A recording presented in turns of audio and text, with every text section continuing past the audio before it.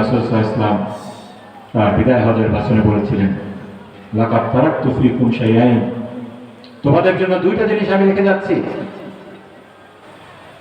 তোমরা যদি এই দুইটা জিনিসকে আঁকড়ে ধরো তোমরা কখনো বিভ্রান্ত হবে না।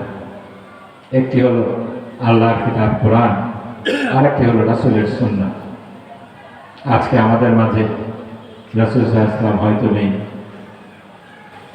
আমরা তাকে দেখি না, আল্লাহ তাআলা তাকে নিয়ে গিয়েছেন, কিন্তু রাসূলের রেখে দেওয়া সেই কোরআন, রাসূলের রেখে যাওয়া সেই সুন্নাহ আজও আমাদের মাঝে আছে।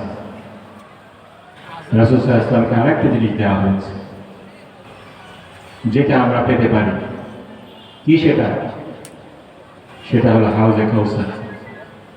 পরকালে যেদিন আমরা সবাই কিয়ামতের ময়দানে হাজির হব, আমাদের মাথার উপরে সূর্যকে এক হাত উপরে লটকিয়ে দেওয়া হবে, আমাদের নিজেদের ঘামে আমরা হাবুডুবু খেতে থাকবো, তৃষ্ণায় আমাদের বুকটা ফেটে যেতে থাকবে। সেই দিন রাসূল সাল্লাল্লাহু আলাইহি ওয়াসাল্লাম তার উম্মতদেরকে ডাকবেন, ডেকে ডেকে হাউজে কাউসার থেকে পানি পান করাবেন। আমরা যদি প্রকৃত অর্থে রাসূল সাল্লাল্লাহু আলাইহি ওয়াসাল্লামের উম্মত হয়ে উঠতে পারি, কোরআন সুন্নাহর আদর্শে নিজেদেরকে রাঙিয়ে তুলতে পারি, সেদিন আমরা রাসূল সাল্লাল্লাহু আলাইহি ওয়াসাল্লামের হাতে পানি পান করার সৌভাগ্য লাভ করব।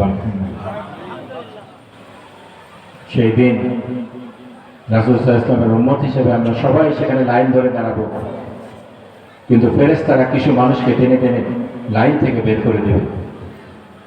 আমাদের প্রিয় নবী, দয়ার নবী, যিনি উম্মতের জন্য এত কিছু করেছেন, কিয়ামতের ময়দানে আল্লাহ তাআলার কাছে কেঁদে কেঁদে সুপারিশ করবেন। তিনি জিজ্ঞেস করবেন ফেরেশতাদেরকে, এরা তো আমার উম্মত, তাদেরকে কেন লাইন থেকে আজকে বের করে দিচ্ছ? তাদেরকে তো আমি পানি পান করাবো।